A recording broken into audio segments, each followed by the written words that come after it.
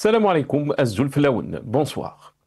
Monsieur Ahmed Tebboune a présidé hier une réunion du Conseil des ministres consacrée à plusieurs dossiers, portant notamment sur les préparatifs de la saison estivale, les dispositions d'accueil de la communauté nationale établie à l'étranger, la campagne moisson-battage 2025, les mécanismes de prise en charge des femmes victimes de violences et les conditions et modalités de bénéfice du programme de la famille productive. Le chef de l'État a insisté sur la nécessité de prendre toutes les mesures et dispositions nécessaires pour assurer une meilleure prise en charge et fournir des services utiles aux membres de notre communauté nationale au niveau des aéroports, des ports, à travers la mise en place de facilitations au profit de détenteurs de passeports algériens afin de simplifier leur entrée au pays tout au long de la saison estivale. M. Ahmed Tebboune a réitéré son engagement pour le renforcement du rôle et des droits des femmes dans la société algérienne. Il a insisté sur la poursuite des efforts en faveur des mécanismes de protection et de prise en charge des femmes victimes de violences, dans une optique de justice sociale et de cohésion nationale. Le président de la République a souligné l'importance de continuer à s'intéresser au rôle et à la place de la femme dans notre société, qui reconnaît de plus en plus son apport dans la consolidation et le raffermissement des liens sociaux, d'une part, et sa contribution à promouvoir davantage ses droits dans différents domaines, d'autre part. Je constate, j'essaye de raisonner, mais rien de cohérent et de réel ne me convainc dans ce communiqué du Conseil des ministres. Tout ce qu'on sait, c'est qu'on essaye de nous bercer encore et de nous inviter à des spectacles et des discours hors du commun. Les Algériens épris de justice sociale, soucieux de leur liberté, se voient à l'aube de l'Algérie nouvelle, confrontés à un pouvoir qui semble avoir perdu tout sens de la mesure, s'enfonçant jour après jour vers un avenir qui s'annonce dans la médiocrité, avançant sans cap ni projet pour le pays. La crise politique, celle des institutions, la crise morale, la jeunesse abandonnée, n'ayant que pour seul projet l'immigration clandestine. Des centaines de citoyens de toute classe sociale emprisonnés pour une simple opinion. Les violations quotidiennes de la Constitution plombent et actent l'extinction de vie publique et citoyenne. Mais ce qu'il y a de plus grave, c'est le populisme et la démagogie qui font office de programme politique pour ce pouvoir, en prétendant que l'Algérie nouvelle victorieuse avance à pas sûr. L'Algérie occupe une place précaire, déchirée entre potentiel inexploité et les entraves imposées par un pouvoir qui étrangle le pays, bloquant son élan économique. Afin de rompre ce cercle vicieux, de libérer le potentiel économique de l'Algérie, une refonte profonde de la gouvernance politique est impérative, condition sine qua non d'une bonne gouvernance économique. Nous débattrons avec nos invités juste après cette petite intro.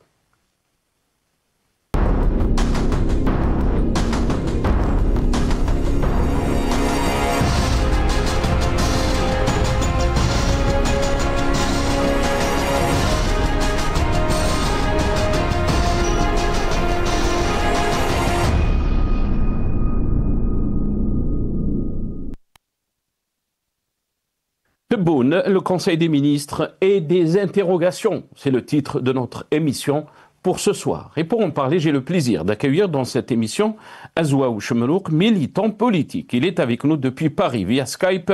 Azouaou Chemelouk, bonsoir. Merci beaucoup d'avoir accepté l'invitation. Azoul Filak Azouaou. Zulfilak et Nassar, bonsoir aux téléspectateurs, bonsoir à vos invités, bonsoir à toute l'équipe technique qui est avec vous, derrière vous aujourd'hui, et merci pour l'invitation, Nassar. Merci beaucoup Azouaou, merci d'avoir accepté l'invitation. On aura le plaisir aussi d'accueillir depuis Alger M. Rachid Hassani, secrétaire national chargé de la communication au sein du parti du RCD. Il sera avec nous depuis Alger par téléphone. Je ne sais pas si Rachid il est avec nous. Oui, je suis avec vous. Ah, très bien, très bien. Rachid Hassani, bonsoir. Merci beaucoup d'avoir accepté l'invitation, c'est Rachid Azoul Filak. Zulflex, c'est moi qui vous remercie pour l'invitation. Bonsoir à toi, bonsoir à tous ceux qui regardent le Maghreb il y a un certain instant, et bonsoir à tes invités.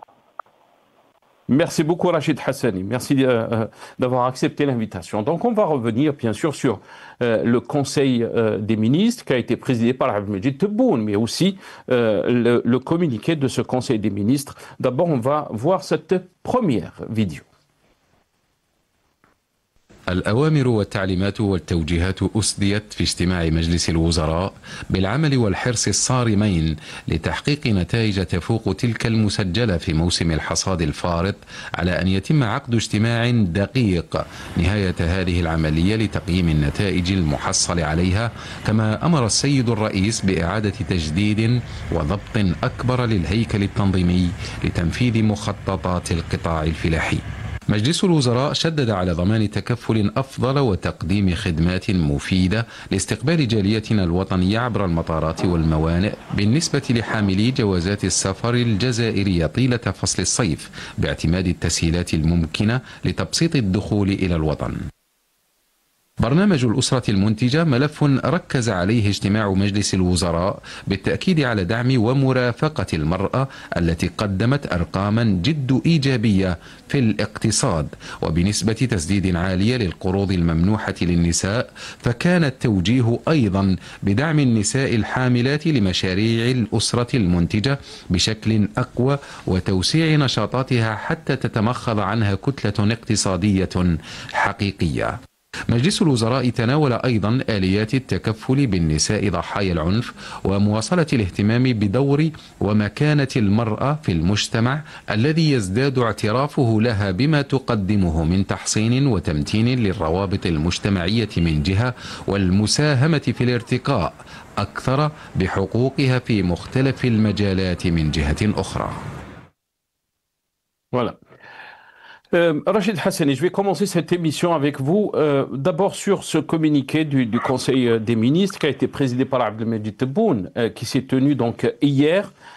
On parle bien sûr des préparatifs de la saison estivale, les dispositions d'accueil de la communauté nationale établie à l'étranger, les conditions et modalités pour bénéficier du programme de la famille productive, mais aussi les mécanismes de prise en charge des femmes victimes de la violence. Comment vous avez trouvé donc ce communiqué, ces décisions qui ont été prises lors donc de ce Conseil des ministres, mais aussi avec une réalité interne, mais aussi une réalité très chrysogène, diplomatique ou géopolitique, Rachid Hassani. Qu'un gouvernement tienne un conseil des ministres, qu'un chef de l'État tienne un conseil des ministres est dans l'ordre des choses, dans tout pays,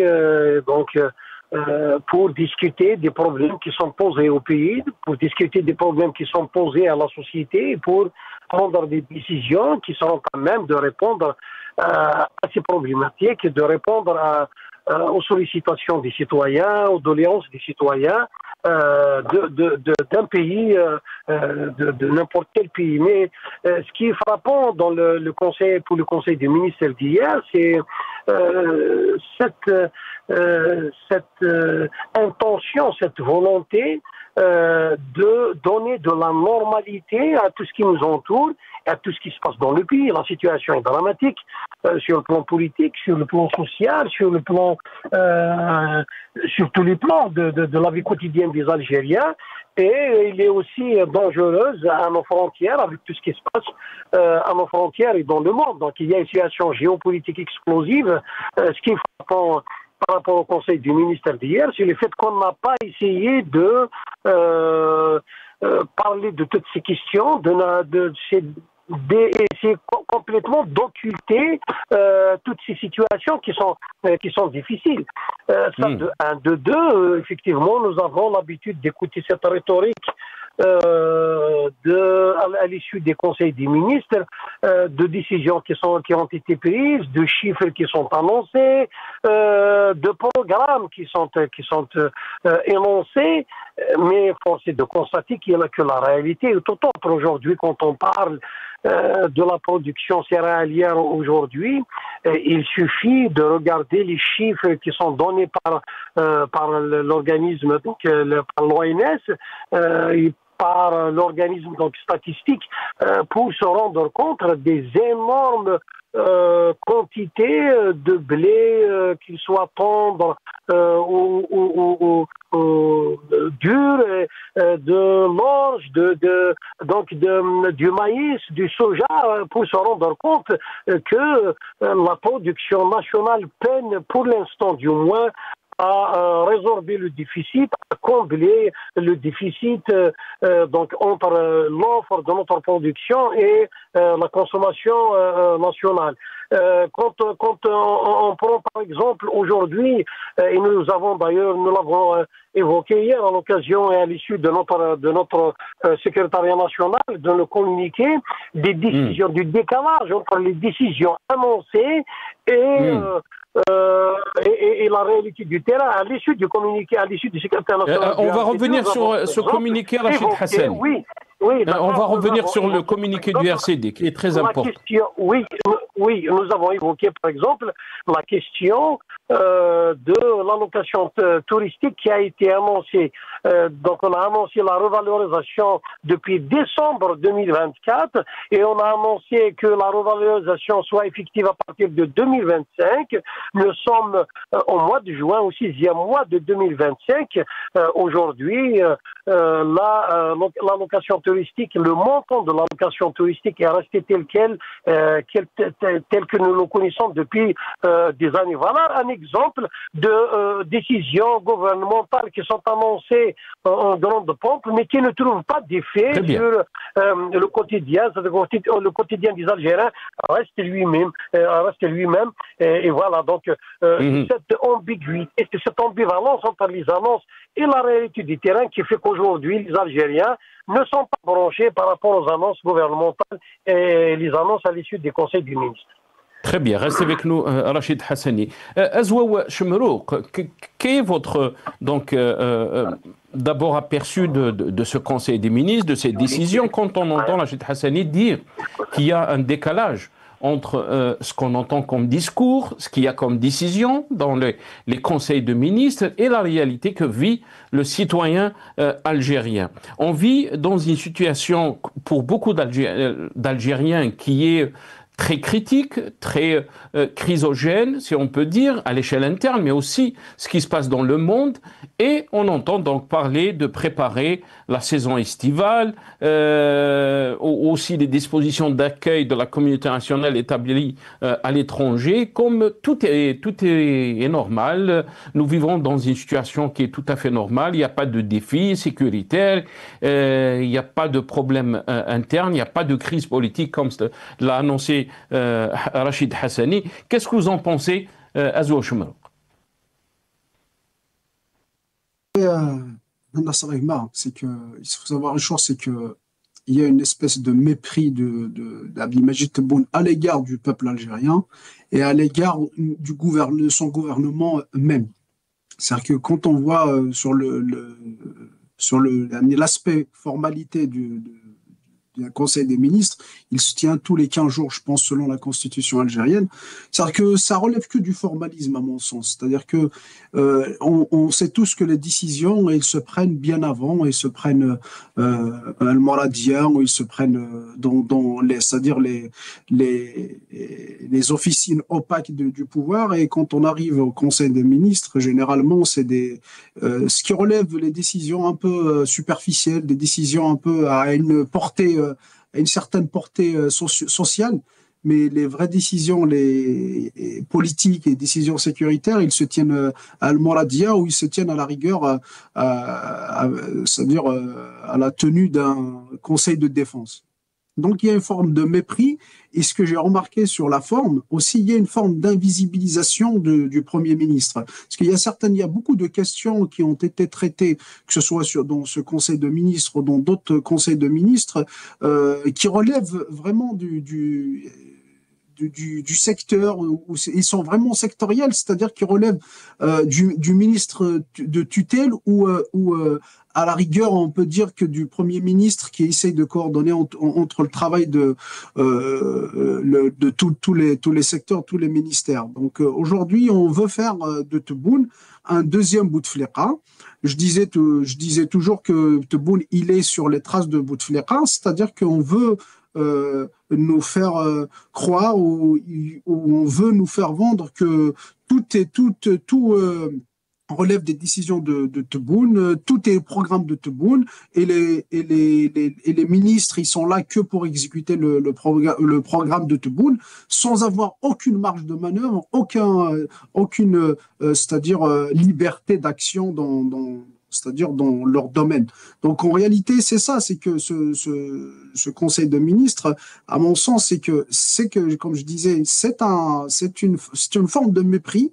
D'ailleurs, on a tous vu, c'est-à-dire les décisions avec lesquelles ou les ordonnances qu'avait promulgué Tebboune en interdisant l'accès c'est-à-dire à tout ce qui à la discussion, que ce soit au Parlement, de toutes les questions relatives à la défense ou les questions relatives c'est-à-dire aux affaires étrangères. On a des commissions de défense ou des relations, des commissions des affaires relatives aux affaires étrangères au Parlement, mais ils n'ont aucune prérogative en réalité. Ils sont là juste pour faire valider, pour donner leur avis, mais en réalité, l'avis ne compte pas. Donc c'est juste ça, c'est-à-dire ça révèle une forme de mépris à l'égard des institutions que Tebboune à l'égard de ces institutions. Donc il partage le pouvoir c'est-à-dire entre lui et Chengueriha, c'est-à-dire le chef de l'état-major et certains généraux des renseignements les plus influents. Mais le reste dépend. Après il peut donc c'est-à-dire laisser certaines décisions qui relèvent du social et certaines à une portée faible c'est-à-dire au ministère de tutelle. Mais donc il y a une forme d'invisibilisation donc du Premier ministre qui devait avoir c'est-à-dire beaucoup de prérogatives. Et je pense que l'ancien Premier ministre Ayman Abdelrahman, je pense une des raisons qui l'ont laissé c'est-à-dire démissionner. Bon, on a dit que c'était Tebboune qui a mis fin à ses fonctions. Bon, c'est un rituel dans le pouvoir algérien, c'est-à-dire que c'est toujours au chef de mettre fin alors que on voit personne démissionner. Mais je pense que ce qui l'a poussé à la démission, c'est justement, c'est-à-dire cette concentration des prérogatives ou c'est-à-dire cet empiétinement des prérogatives du Premier ministre par le président de la République et par les conseillers. Donc on a vu, c'est-à-dire ces conseillers, notamment Boualem à l'époque, qui s'est accaparé beaucoup de prérogatives. Donc on l'appelait même c'est-à-dire à la présidence, il y avait un gouvernement bis. Donc si vous voulez, en termes de forme, ça donne ce que ça a donné. Et puis après, en termes de fond, c'est vrai que quand on discute des questions actuelles, c'est-à-dire que quand on voit les questions qui ont été discutées, il y a beaucoup de questions qui devaient relever c'est-à-dire du travail de la réunion des ministres. Ça veut dire que, parce qu'il y a le Conseil des ministres avec le président, et il y a la réunion des ministres, c'est-à-dire que c'est le Premier ministre qui invite les ministres pour traiter toutes ces questions-là.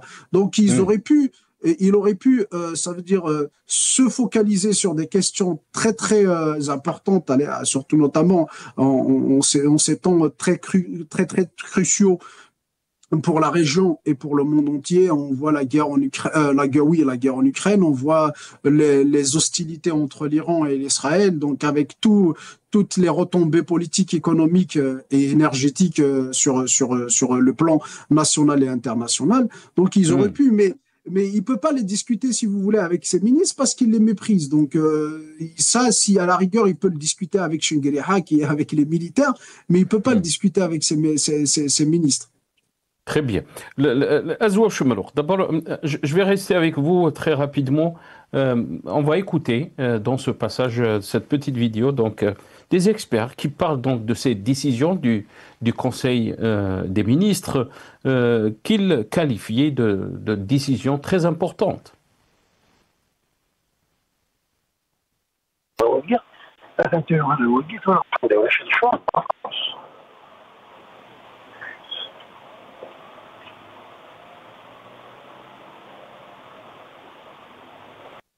التي أسداها اليوم السيد رئيس الجمهورية في مجلس الوزراء يعني قرارات تصب في مصلحة الجزائر وفي مصلحة التنمية، وخاصة نعرف أن قطاع الزراعة يساهم ب 14 إلى 15% في الناتج الداخلي الخام، وأظن هذا قطاع لا يستهان به في الجزائر ويجب توفيره ومراعاته، وأظن فيه راح تكون فيه معطيات يعني في نتائج إيجابية في المستقبل.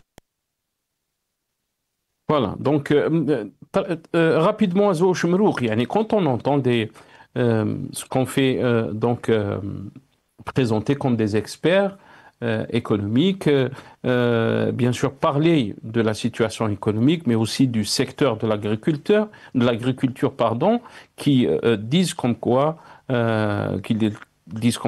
c'est un secteur qui est très important, il représente 15-20% de l'économie algérienne. Le problème qui se pose en Algérie, c'est qu'il n'y a pas de débat, il n'y a pas de débat contradictoire. Si on essaie d'analyser bien sûr les chiffres qui sont avancés par le pouvoir, on n'arrive pas donc à avoir une vérification des chiffres, de la réalité, avec des débats contradictoires. Nous vivons dans une situation qui n'est pas facile pour notre pays, surtout à l'échelle intérieure.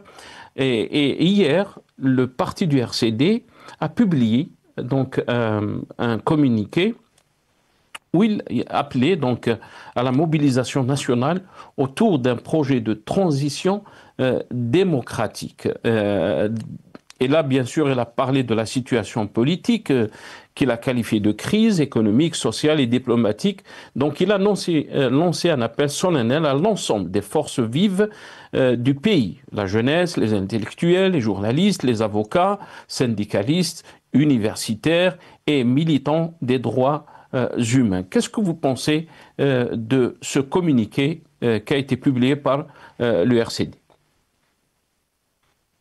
Alors, j'ai pas eu connaissance, j'ai pas pu lire le communiqué. Bon, après, d'après ce que vous me dites, Anassar, c'est que c'est ce qui est logique, ce qui est censé faire tout un parti politique. D'ailleurs, je lance, c'est-à-dire, je rends hommage un grand hommage au parti du RCD qui a su défendre ses convictions, qui est resté fidèle à ses convictions, à ses principes, malgré tout ce qu'on voit depuis 2019, la répression, les intimidations à l'égard de ses militants, à l'égard de ses leaders. Donc, c'est ce qui est logique, ce qui est censé faire tout parti politique soucieux de l'avenir de son pays. Et effectivement, c'est que aujourd'hui, si vous voulez, l'impératif pour nous, c'est de s'organiser. Après, toute forme d'organisation est bonne, hein, donc pourvu qu'on aille dans le sens si vous voulez, de la maturation, de la maturité politique. Donc ça veut dire de former des militants convaincus, épris de justice. Donc, toute forme d'organisation. Et c'est-à-dire le projet auquel appelle le RCD est louable et c'est-à-dire est salutaire. Surtout, notamment dans cette période très, très, très cruciale pour notre pays. Hein. Donc, je pense que c'est une bonne chose d'appeler à l'organisation. Et c'est vrai, c'est difficile, surtout avec la police politique, surtout avec la répression qu'on voit aujourd'hui, notamment avec le pouvoir qui se voit en danger, donc il accentue, il accélère dans la répression, et en plus il excelle dans la répression, donc il trouve tout moyen de réprimer les gens. Donc on a vu le jeune qui s'est fait immoler, je crois, la semaine dernière devant le palais de justice. Donc le pouvoir essaye de trouver même des qualificatifs terroristes pour un geste désespéré tel que de se faire immoler. Donc pour vous dire donc la paranoïa et le délire dans lequel sombre le pouvoir algérien. Très bien, restez avec nous. Azoua Choumerouk, la question est à vous, bien sûr. Rachid Hassani, on va montrer le communiqué du RCD, si c'est possible, nos amis de la régie. Voilà, vous êtes en train de le voir. Ça a été publié par le président du RCD, Ahmed Mazouz, à l'occasion, bien sûr, de la marche du 14 juin 2001, marche historique, pacifique, de la Kabylie vers Alger. Rachid Hassan, le RCD appelle donc à la mobilisation nationale autour d'un projet de transition démocratique, mais aussi la construction démocratique impose de dépasser les logiques d'ego et les calculs personnels. Pourquoi ce communiqué, Rachid Hassan? C'est un communiqué qui vient sanctionner un constat sans équivoque, un constat amer de la situation du pays sur tous les plans, à tous les niveaux. Et c'est d'autant plus urgent que la situation à nos frontières, que la situation internationale nous impose aujourd'hui justement le dépassement de cette crise, le dépassement justement de tous ces problèmes politiques que nous vivons dans le pays, de cette impasse politique. Il faudrait que le peuple algérien se mobilise effectivement. Il faudrait que le pouvoir algérien se résout enfin à accepter que la situation n'est pas très, j'allais dire, la situation est difficile pour les Algériens, la situation est difficile pour tout le monde. Et donc, d'où cet appel, en tout cas avec le pouvoir, nous ne partageons pas le même constat. Nous faisons un constat d'une situation très difficile. Le pouvoir, dans son digne de la réalité, continue à dire qu'il n'y a pas de crise politique, qu'il n'y a pas de détenus politiques et d'opinion, que la situation économique est une situation normale, est une situation donc de relance économique et d'épanouissement économique, que la situation sur le plan social est une situation normale, chose que nous vivons pas, que nous ne sentons pas en tout cas en Algérie, chose que le RCD ne sent pas en tout cas à travers les échos que nous avons à travers la population. Et donc cette situation d'impasse politique fait que nous avons effectivement fait un appel à la refondation démocratique et à la transition démocratique qui sont à même de venir à bout de cette crise politique et de cette impasse politique. Oui, effectivement, nous avons appelé tout le monde, nous avons appelé toutes les forces civiles, y compris celles qui sont au pouvoir et qui voudraient bien du bien pour le pays. Donc, nous avons effectivement aussi parlé d'ego parce que nous avons fait le constat des échecs passés où le leadership, les égos, le cavalier seul ont été toujours des éléments qui ont empêché justement le regroupement, notamment des forces démocratiques, sinon de toutes les forces politiques qui aspirent à vivre une situation normale sur le plan politique pour qu'on puisse s'atteler justement à construire notre pays, à construire une économie et à permettre à redonner de l'espoir à nos jeunes et à permettre aux Algériens de vivre enfin décemment dans leur pays. Mais quand il dit, Azoua Choumerouk, que on a affaire à une situation peut-être inédite en termes de répression en Algérie, Rachid Hassani, comment vous voyez donc les mécanismes pour essayer d'aller donc par rapport donc à votre projet d'une transition démocratique dans un contexte qui est très difficile. Même Azoua Choumerouk a dit que le contexte est très difficile, bien sûr, le contexte interne. Rachid Hassan. peu importe la forme que prendra la refondation démocratique ou la transition démocratique, l'essentiel étant, c'est d'arriver à un consensus d'abord entre les forces de l'opposition, entre toutes les forces vives de la nation, faire le bon constat, le bon diagnostic d'une situation très difficile, de dangers qui guettent notre pays, notamment à nos frontières, de la situation économique très difficile qui peut avoir des répercussions graves sur la stabilité et la cohésion sociale. Donc, quand on fait le bon constat, quand les forces démocratiques mettent de côté leurs divergences et essayent d'aller justement vers un consensus national, après, peu importe la forme que prendra cette transition, cette refondation aussi, ça doit être une refondation démocratique.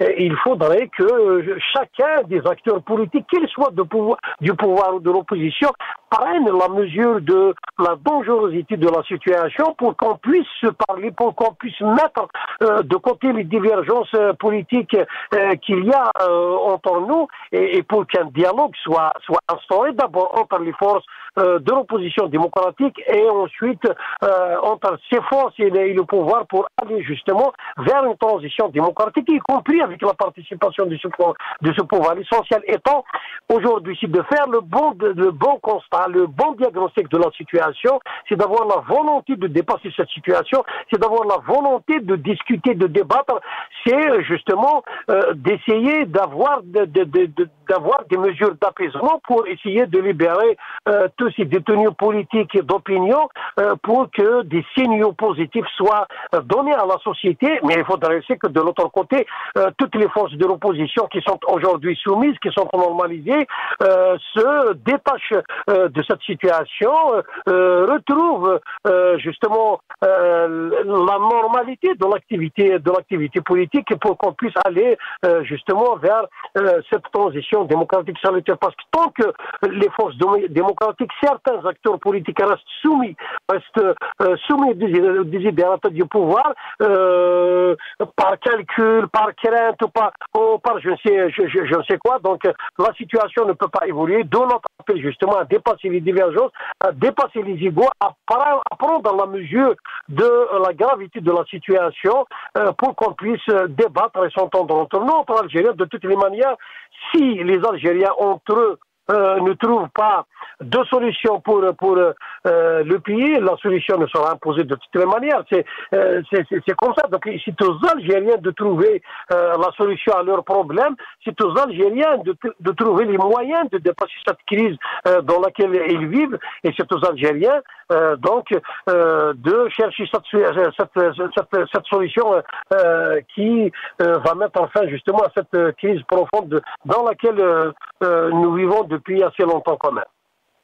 Très bien. Restez avec nous, Rachid Hassani.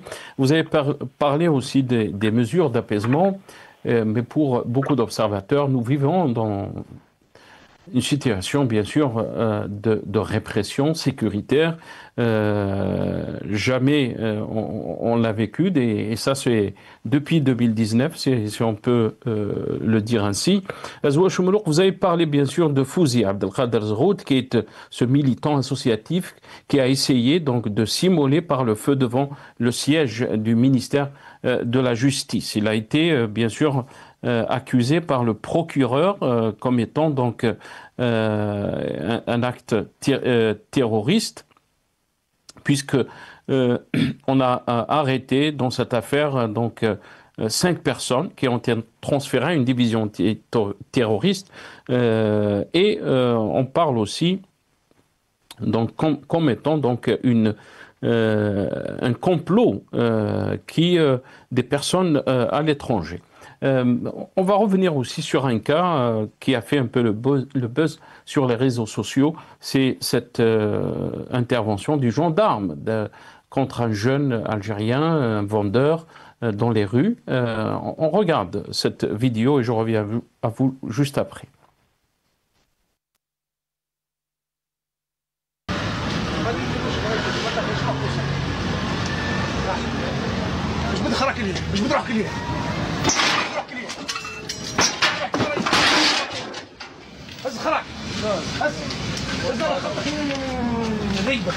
هز عليا خلاص امشي امشي امشي خلاص لا تقعد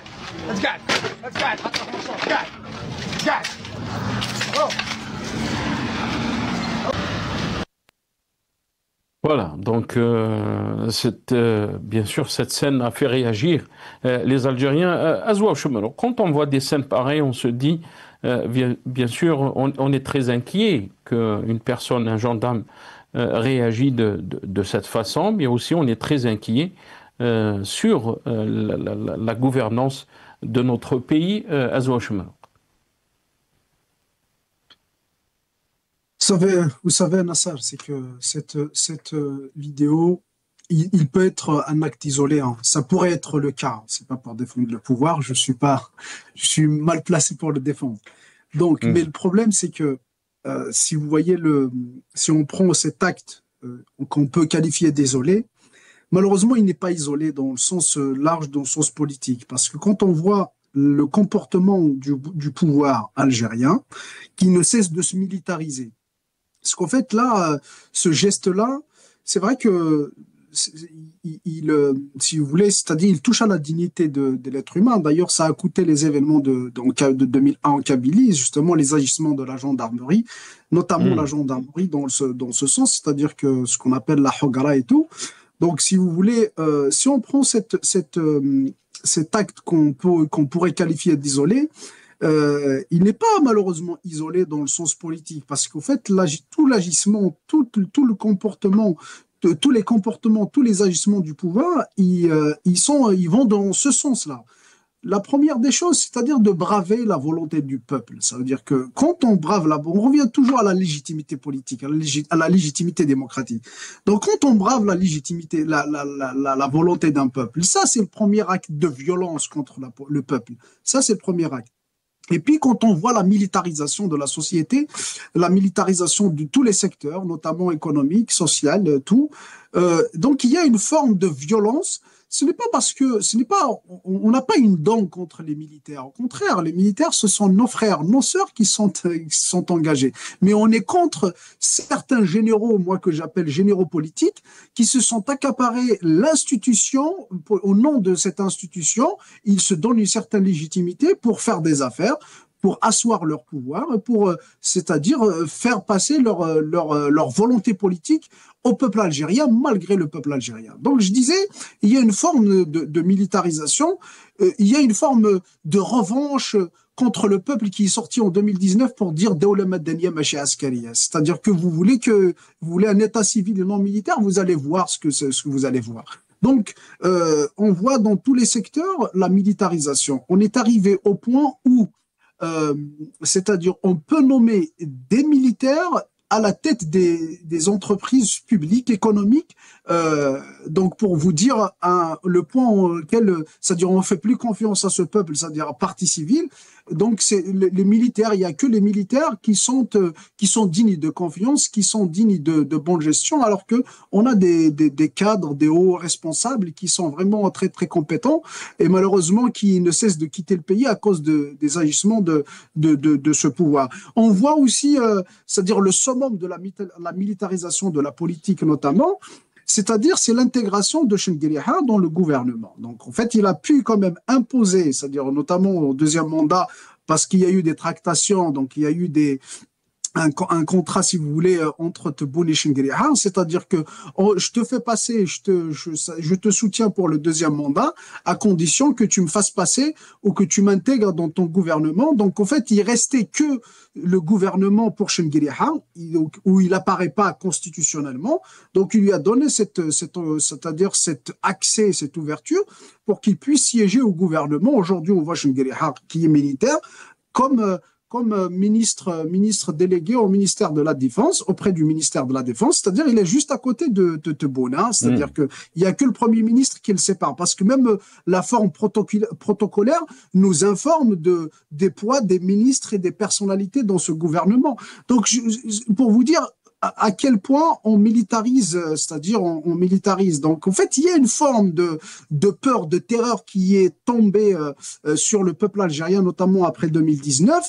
Donc, c'est-à-dire que même c'est-à-dire que le simple policier ou le simple gendarme peut se permettre, c'est-à-dire ce genre d'agissement. Si c'était dans un pays démocratique, on aurait dit que que c'est un acte isolé où le gouvernement ou l'État ou la justice et les institutions de l'État, c'est-à-dire se précipitent pour condamner cet acte-là, et même des mesures disciplinaires et judiciaires sont requises dans ce genre de situation. Sauf que dans notre pays, c'est pas, même si demain, bon, il va y avoir peut-être un transfert ou peut-être une mutation ou peut-être une mesure disciplinaire, mais si vous voulez, il y a ce comportement d'atmosphère, il y a c'est-à-dire si vous voulez, ces agissements d'atmosphère, ça veut dire que tout policier, tout gendarme peut se permettre de faire ce qu'il veut dans notre pays. Je dis pas que tous les policiers ou les gendarmes ou toute l'institution, ils abusent de leur pouvoir. Bien au contraire, il y a des gens, il y a des militaires et des policiers qui sont soucieux, respectueux des règles de la République, respectueux de la dignité humaine. Après, vous pouvez trouver ces éléments-là qui peuvent sortir du lot pour agir de la sorte. Hein. Donc, en fait, c'est révélateur de certains généraux qui abusent, qui s'accaparent le pouvoir, qui ne vont pas en retraite à l'âge de 60 ans, alors que normalement, ils devaient y aller en retraite, donc à l'âge de 60 ans ou 65 ans, mais ils peuvent, c'est-à-dire qu'avec des dérogations, la loi leur permet ça parce qu'ils ont aménagé la loi. Donc certains généraux, parce qu'en fait, la plupart des généraux, ils quittent l'armée à l'âge de 60 ans, ou un peu, je pense, ou 62 ans, un truc comme ça. Sauf qu'on trouve un Chengueliha qui a dépassé les 82 ans, je sais pas combien, donc qui est toujours au pouvoir. C'est quelques généraux, hein, c'est vraiment quelques généraux qui tiennent en otage l'institution militaire. Très bien, restez avec nous, Azou Choumerouk. Rachid Hassani, on a vu bien sûr cette scène avec le gendarme. Rachid Hassani, je pense qu'on a perdu Rachid Hassani. On va d'abord passer cette vidéo des Wali, soundbite for nos amis de la régie.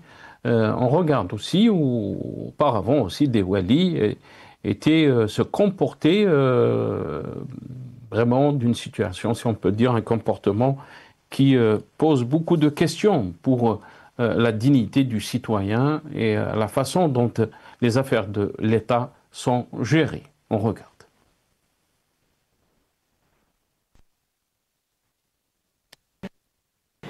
Je regrette ce comportement indigne. Aïe,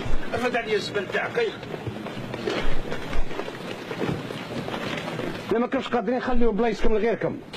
Je suis pas venu pour faire le cinéma. لا أخلاق ولا تقدير ولا تربية.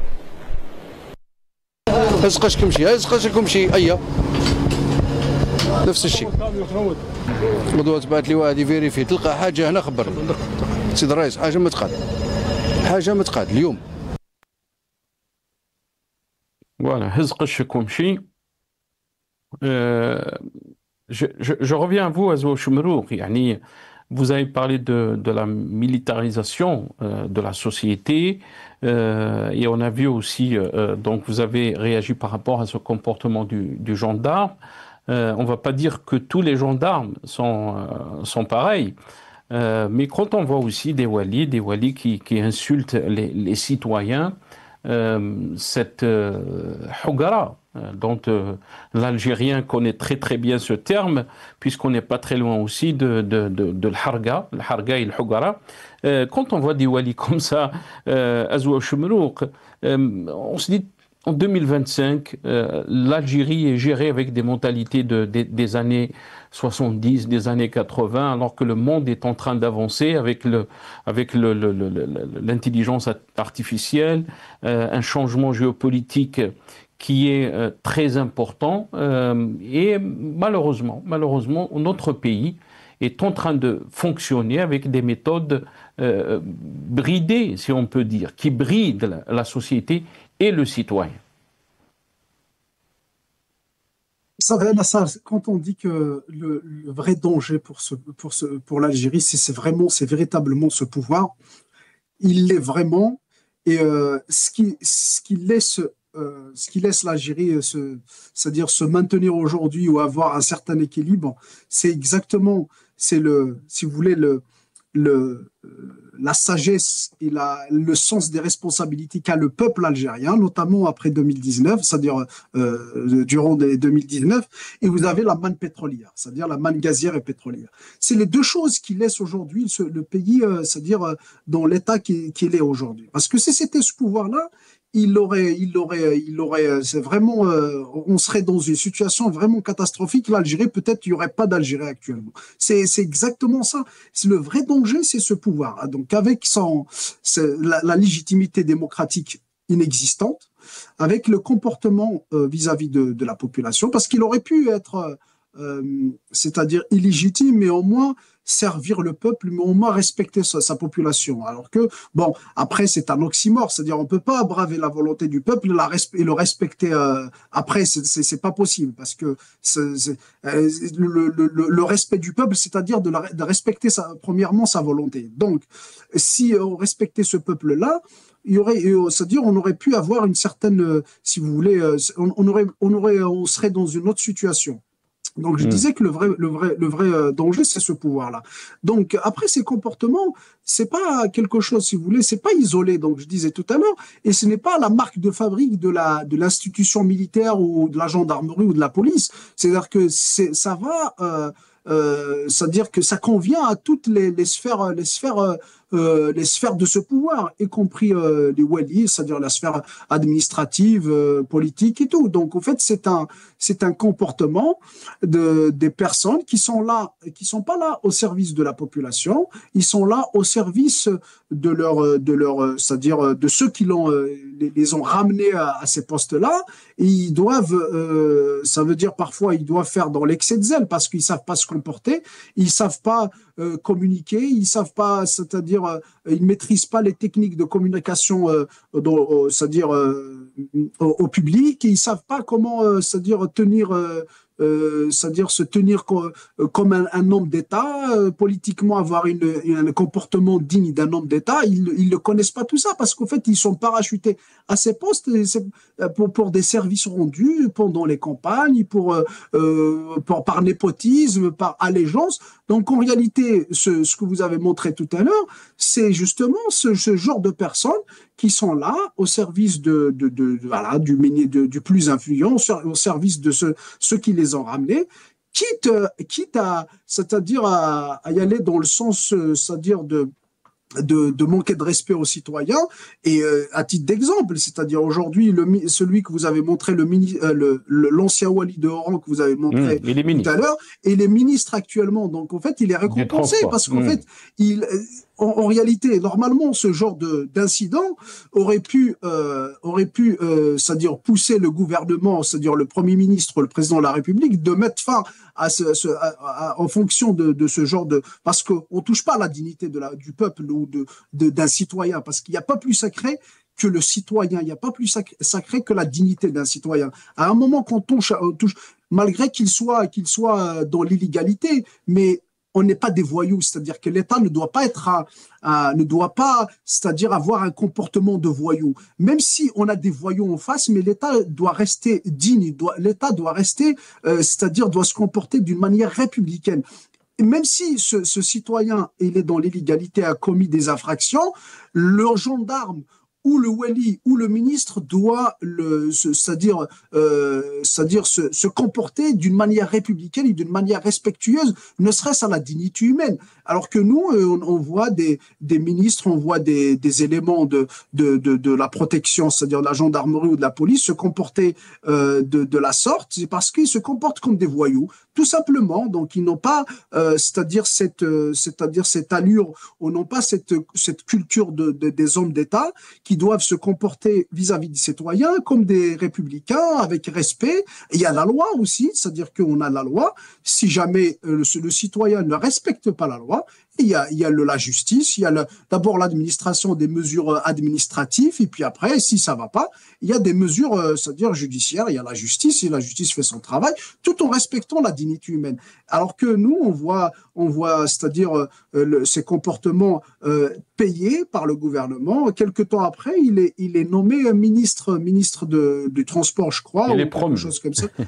Et voilà, il est promu parce qu'en fait, si vous voulez, les postes en Algérie, c'est des postes, si vous voulez, c'est des postes sanctions ou des postes, c'est-à-dire sanctions dans le bon sens, c'est-à-dire dans le sens positif ou le sens négatif. Donc aujourd'hui, l'ancien Wali de Oran, il a rendu des services à Tebboune et ça clique, donc ils doivent rendre l'ascenseur, nonobstant tout ce qu'il a fait comme bourde, tout ce qu'il a fait c'est-à-dire comme agissement anti-républicain. Donc en réalité, ça révèle le comportement et la psychologie de nos dirigeants.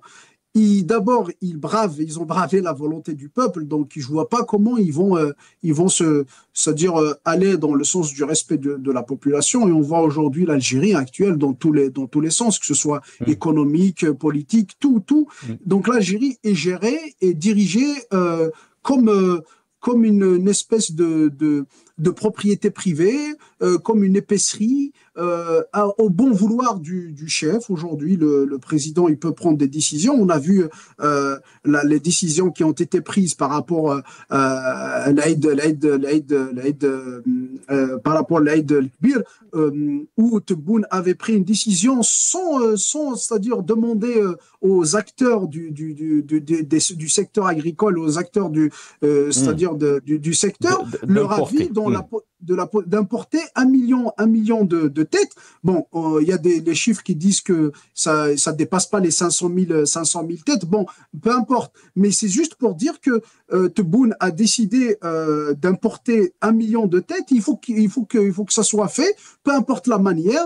Peu importe, c'est-à-dire, on peut mettre en danger les équilibres économiques du pays, c'est ce qui a été fait, parce qu'en fait, pour moi, le fait de recourir à l'importation massive de la sorte, c'est-à-dire qu'en fait, on met le dernier clou dans le cercueil des éleveurs algériens. Donc, on aurait pu y aller d'une manière plus sage, et dans le sens d'abord d'encourager la production nationale, et puis parce que ce qu'il a fait, c'est du populisme à 100%. Merci beaucoup, Azoua Chemrouk. Je rappelle que vous êtes militant politique. Merci à vous. Vous étiez avec nous depuis Paris via Skype. Merci aussi à Rachid Hassani, qui était avec nous dans cette émission, secrétaire national chargé de la communication au sein du parti du RCD.